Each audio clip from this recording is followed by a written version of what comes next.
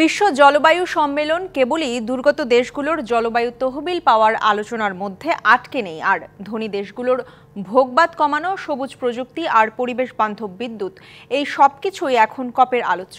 তাই বিভিন্ন দেশ এখন এসবই তুলে ধরছেন জলবায়ু নিয়ে বিশ্ব প্ল্যাটফর্মে। ভেতরে যখন সম্মেলন চলছে, বাইরে তখন এরকম বিভিন্ন দেশ ভিগানিজমকে তুলে ধরছে। কার্বন ফুটপ্রিন্ট কমাতে পশুর মাংস খাওয়া, ফাস্ট ফ্যাশন করা, এসবই বন্ধ করার কথা বলছে তরুণ প্রজন্ম। পৃথিবীর তাপমাত্রা 1.5-এ আটকে রাখতে জীবনযাপন পদ্ধতি বদলানোর বিকল্প নেই বলে মনে করেন তারা। কেন তারা ভিগান? এই প্রশ্নে বলছেন, কারণ তারা প্রাণ প্রকৃতি ভালোবাসেন। To say to the leaders, please adopt vegan policy to save our planet.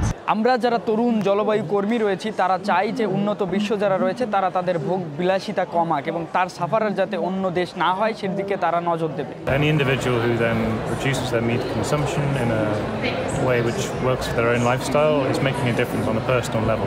সবুজ প্রযুক্তি গড়ে তুলতে বাংলাদেশের প্রয়োজন 11 বিলিয়নের বেশি ডলার। মাঠের অলরাউন্ডার আমি, আর ঘরের অলরাউন্ডার টাইলক্স। টাইলক্স টয়লেট ক্লিনার, ক্লিন মানেই টাইলক্স, বলছেন জলবায়ু বিশেষজ্ঞ। কপের প্রয়োজন নিশ্চয়ই আছে এবং কপ শুধুমাত্র একটি সম্মেলন নয়, এখানে আমরা আন্তর্জাতিক দৃষ্টিগুলোর কমিটমেন্ট এখানে আমরা পাচ্ছি। এক অনানুষ্ঠানিক আলোচনায় আজারবাইজানের রাজধানী বাকুতে প্রধান উপদেষ্টা ডক্টর মোহাম্মদ ইউনুসা বলেন, জলবায়ুর ক্ষতি মানে সবার ঘরে আগুন লাগা। জলবায়ুর সমস্যাটা হলো আমাদের ঘরে আগুন লাগার মতো। ঘরে আগুন লেগেছে, এখন ঘরে আগুন লেগেছে, এটা বড় লোকের ঘরে চলছে না গরিব লোকের ঘর, সেটা তো না, ঘর একটাই। এই পৃথিবী পড়ে গেলে সেখানে ধনী দেশও পড়বে, গরিব লোক দেশও পড়বে। কাজে তাদেরকে সেই সতর্কতাতে দেওয়া, এটা ঘর একটা, পৃথিবী একটা।